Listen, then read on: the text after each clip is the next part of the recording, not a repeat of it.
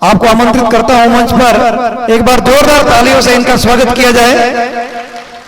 इनके लिए कहना चाहूंगा कि कुछ लोग वक्त के सांचों में ढल जाते हैं, कुछ लोग वक्त के सांचों में ढल जाते हैं, कुछ लोग वक्त के सांचों को बदल जाते हैं। माना कि वक्त माफ नहीं करता किसी को, पर क्या कर लोगे उनका जो वक्त से आगे निकल जाते हैं। आदरणीय भाई साहब अनिल जी शर्मा, एसएसपी सुप्रीमो।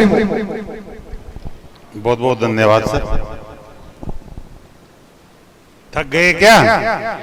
वो डांस वांस कर ले क्या, गाना वाना गा के? डांस करने की इच्छा है क्या? गजबन पानी ने चाली पे कर ले थोड़ा सा, तो जोर से ताली बजाओ एक बार हाथ खड़े करके। हाँ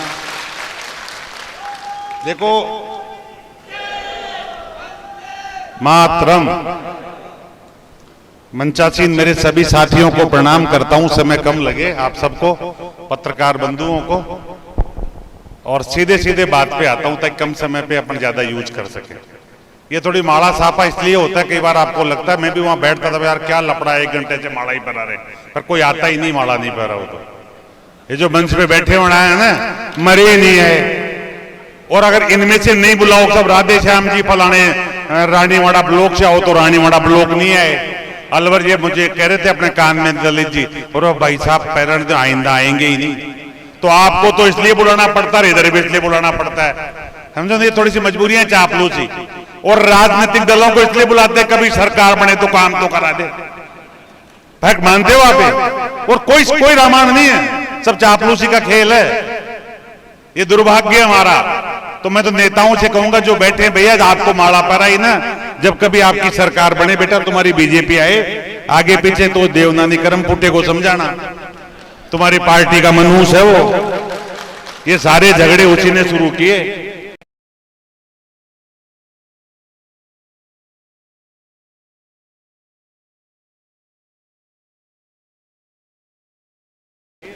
और कांग्रेस के नेता है, वो कांग्रेस वाले भी अपने अपने जाजपा वाले। आप कौन से हो सर? आप भी कोई पार्टी से हो क्या? नहीं, वो तो है हमारे, वो तो मस्त आदमी है। अच्छा, मैं तो साफ साफ कहता रहता हूं, ऐसे अपने पंगा नहीं है, इसलिए मुझे तो कोई पार्टी 2 घंटे ज्यादा बर्दाश्त ही नहीं करती। वो कहते निकालो बाहर करो इसको, रहने लायक नहीं है। अब मेरे समझ नहीं आता, मैं रहने लायक नहीं हूं, वो पार्टी लायक नहीं है लोग। तो एक गाने से शुरू करता हूं, मुझे थोड़ी कविता फविता नहीं आती, पर बैठे बैठे मैं भी जोड़ लिया। जोर से गाना है इसको, जो आपको सबको याद है, कुमार विश्वास की कविता है ना।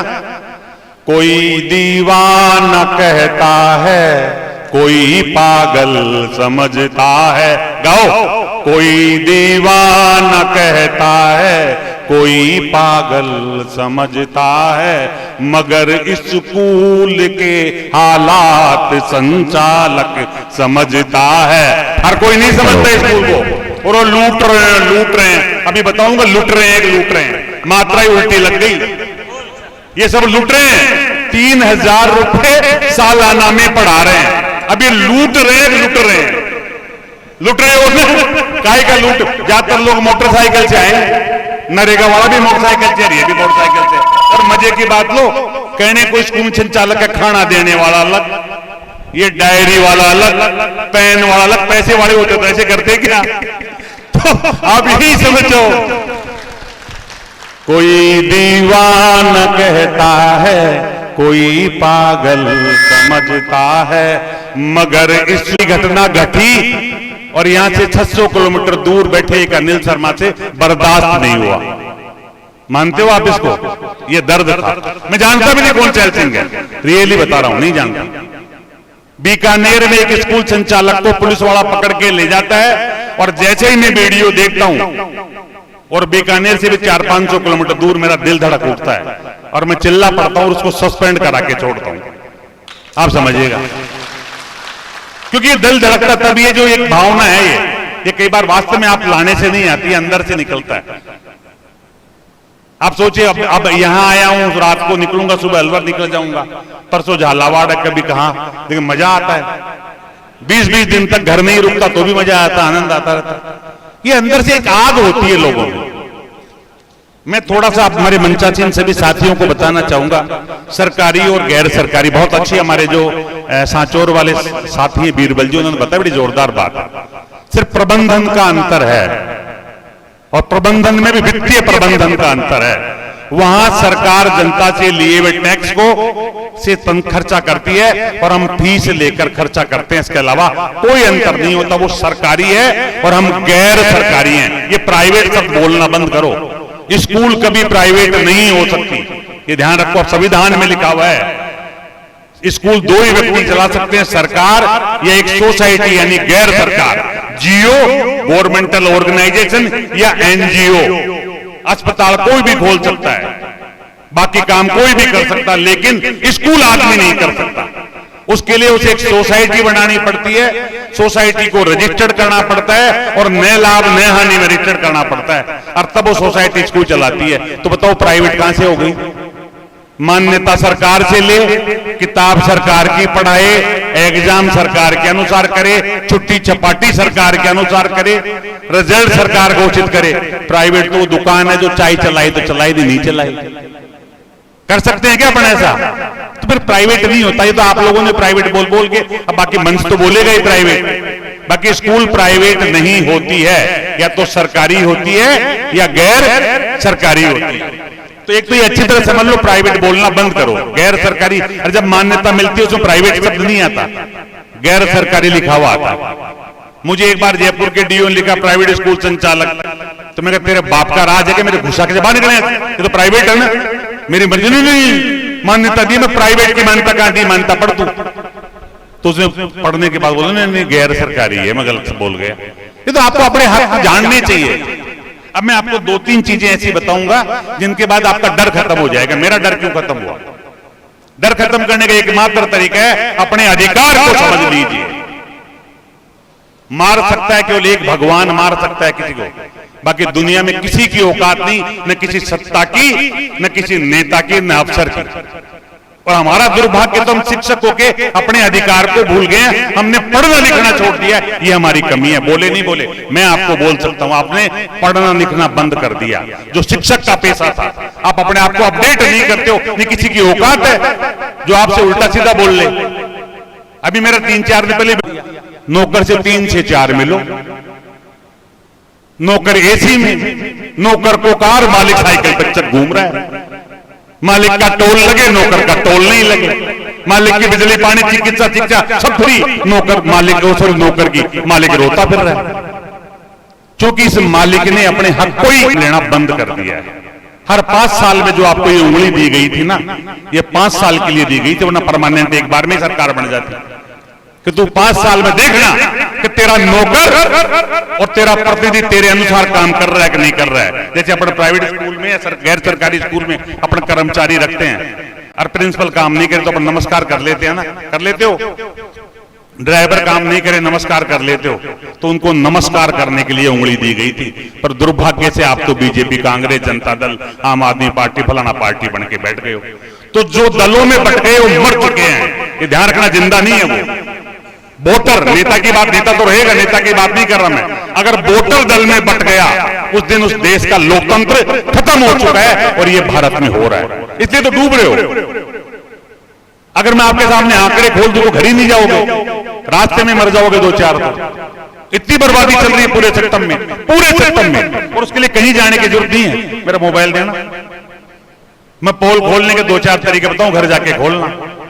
ये है, ये सबके पास होगा सबके पास। इससे 2-3 सवाल पूछना। राजस्थान में कुल कितनी जनसंख्या है? ये कहेगा 8.25 करोड़, ये बता देगा। फिर पूछना प्रत्येक आदमी पर कितना कर्जा है? तो कहते हैं 2019 में 51,888 थे और अब लगभग 60,000 हो गया। फिर पूछना मैं भारतीय भी हूं क्या? ये कहेगा हाँ है। तो बोला भारत की जनसंख्या कितनी है? ये कहता है 130 करोड़। तो पूछना भारतीय होने का कितना कर्ज है? तो ये कहता है 98,776। यानी आपसे 2 कर्ज हैं। भारतीय होने का कर्ज 98,776 और राजस्थानी होने का कर्ज 60,000। 1,60,000 तो कर्जा है एक व्यक्ति पे। ये मैडम का बच्चा बेटा, मैं देख रहा था बेटा यार ये बेचारा कहां से चुकाएगा कर्जा, इसमें भी कर्जा है। ये हालत है और हम खुश हो रहे हैं क्योंकि हमने सोचना समझना ही बंद कर दिया। हमारी जो इनकम होती है ना टैक्स से, आप में से कितने लोग टैक्स देते हैं? देखो एक भाई साहब ने खड़ा किया, अरे सब देते हो, 3000 से कम एक भी आदमी टैक्स नहीं देता महीने का, महीने के 3000 देते हो टैक्स। अब मैं गिना रहा हूं कैसे देते हो। 1 लीटर पेट्रोल तो जलाते होंगे रोज, हर आदमी जो यहां बैठा है वो स्कूल जाने में, घर जाने में, कुछ भी करने में 1 लीटर पेट्रोल जलाता होगा। 77 रुपए 90 पैसे दे आते हो काका जी को टैक्स के रूप में। 1 लीटर पे 77 रुपए 90 पैसे का टैक्स है 1 लीटर पे, जिसमें 8 रुपए तो रोड के हैं, जिस रोड पे आप चल रहे हो। जबकि मोटरसाइकिल खरीदते जब रोड टैक्स रजिस्ट्रेशन लग दिया। मैं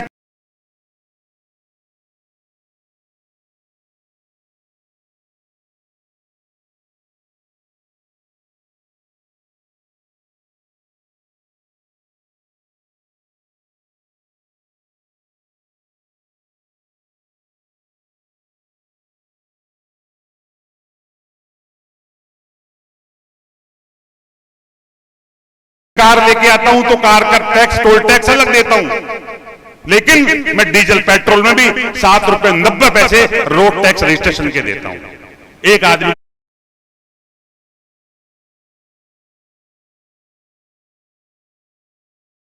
को 4 जगह लूटा जा रहा है। जब बिजली का बिल लेते हो, जब देखो आप 3 रुपए की यूनिट को आपको 13 रुपए में बेचा जाता है। सिक्योरिटी आपसे ली जाती है, वर्क गज के हिसाब से अलग लिया जाता है। यानी जहां जहां फंस सकते हो जम के बर्बादी की जा रही है। पर चूंकि हम पढ़ना लिखना बंद कर चुके हैं, मैं आपसे इसलिए कह रहा हूं, ये आपकी जिम्मेदारी है, एक शिक्षक की जिम्मेदारी है। जिस प्रकार चाणक्य ने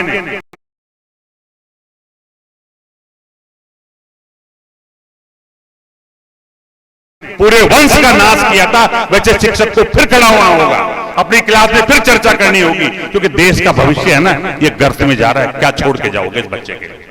आप अपने बच्चों के लिए क्या छोड़ के जाओगे? एक नेता ने अपने बेटे को आरएएस बना लिया, एक और बड़े नेता ने बेटी को आईएएस बना लिया। अब झंडूबाम बन के बैठे रहो आप। रीट के एग्जाम में क्या हुआ पता है आपको? आपको तो पता ही नहीं है, आधा ही पता है। आपको लगता है ये कैंसिल हो गया। 4 तरह से बेईमानी होती है।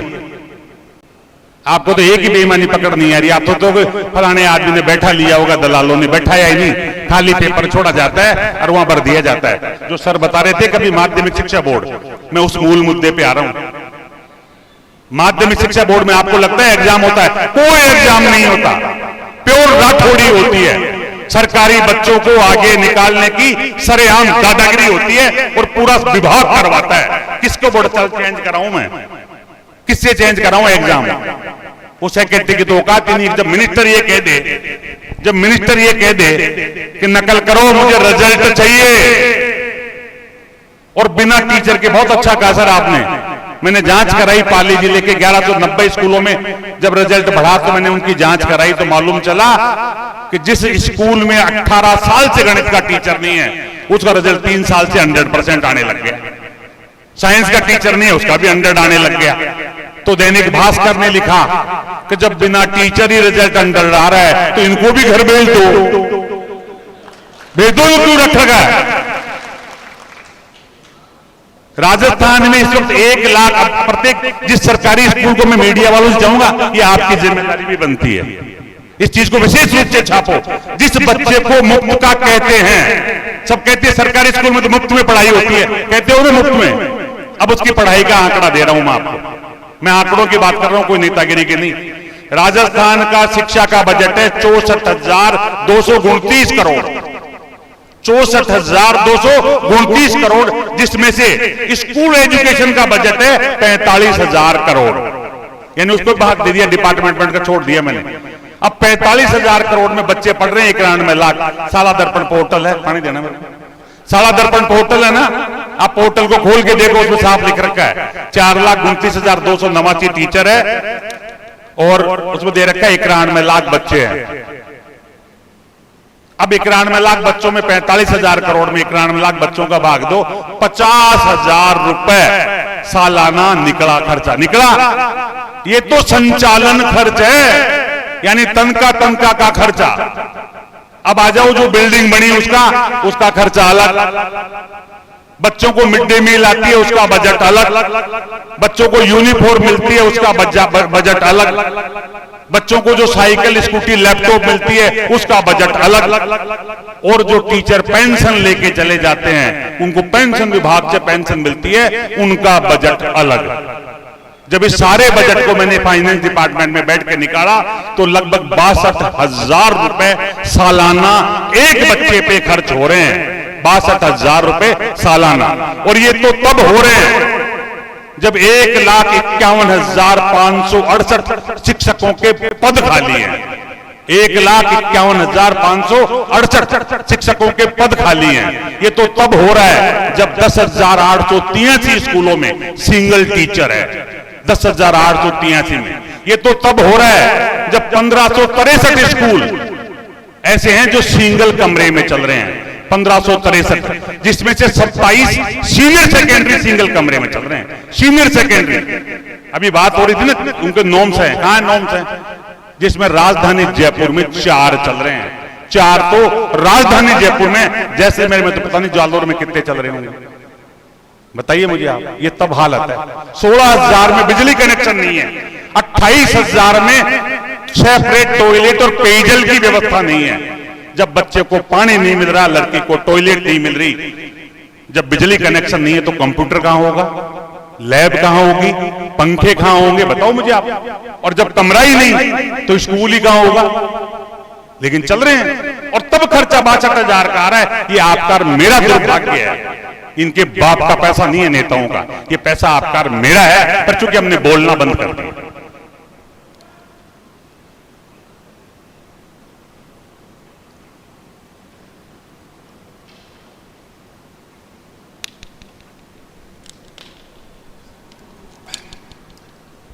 हमें बेसिकली ये चीजें, मैं इसलिए कह रहा हूं, मैं मूल बात पे आऊंगा ट्रेनिंग के।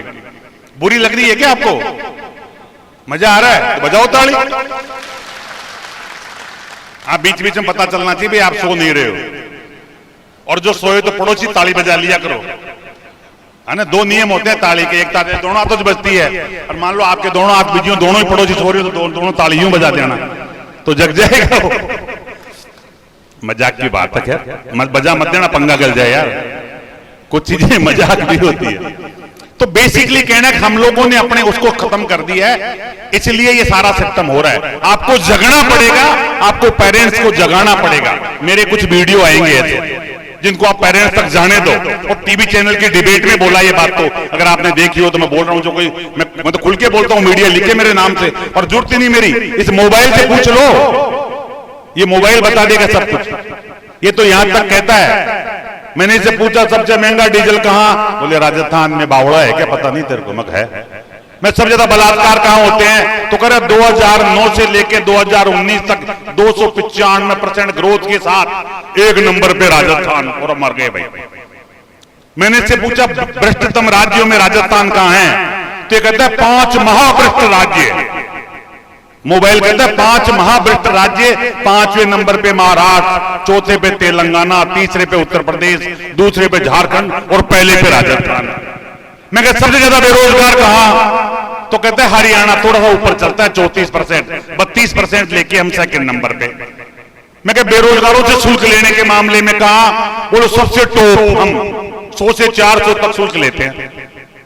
सबसे महंगी बिजली कहां, बोले हम। तो मैं कही जाता कहां है पैसा, तो उसे कभी जोरदार बात कहता, गर्व कर सकते हो आप। मैं कहा राजस्थान कैसा प्रदेश है, तो मोबाइल कहता है राजस्थान पूरे भारत में अकेला ऐसा प्रदेश है जिसे हम अजायब घर कह सकते हैं। ये गर्व की बात है हमारे लिए। मैं कहा कैसे, उसने कहा इसमें